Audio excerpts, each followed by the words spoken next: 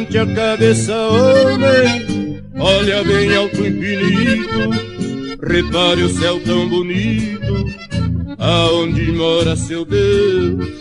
Tive força de vontade, e isso eu disse a mim mesmo, quando me encontrava esmo e chorava os olhos meus.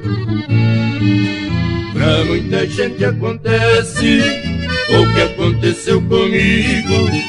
Disse ao meu maior amigo, que é meu próprio coração. Não é só uma Maria que existe sobre a terra, que não são todas que erram. Saio pra outra ilusão.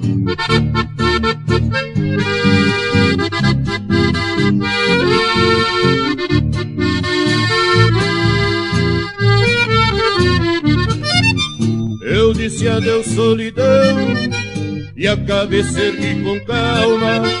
Vi o céu, lavei a alma, a passo segui em frente. Saí por outros caminhos, nos braços de outra Maria. Ganhei mais do que queria, voltei a viver contente. Duvido que outra Maria, que me deu tanta tristeza, possa medir a beleza com a Maria atual.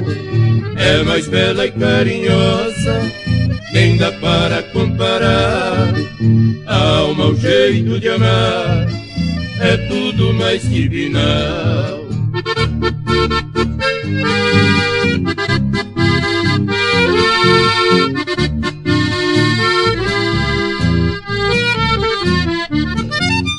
Pronto pra ter sofrimento com tanta mulher no mundo, virar ébrio vagabundo, perder personalidade.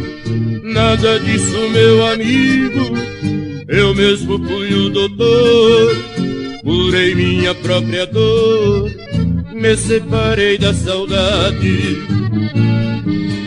Minha Maria de agora não é o seu próprio nome. Levante a cabeça, homem, levantei mais que podia.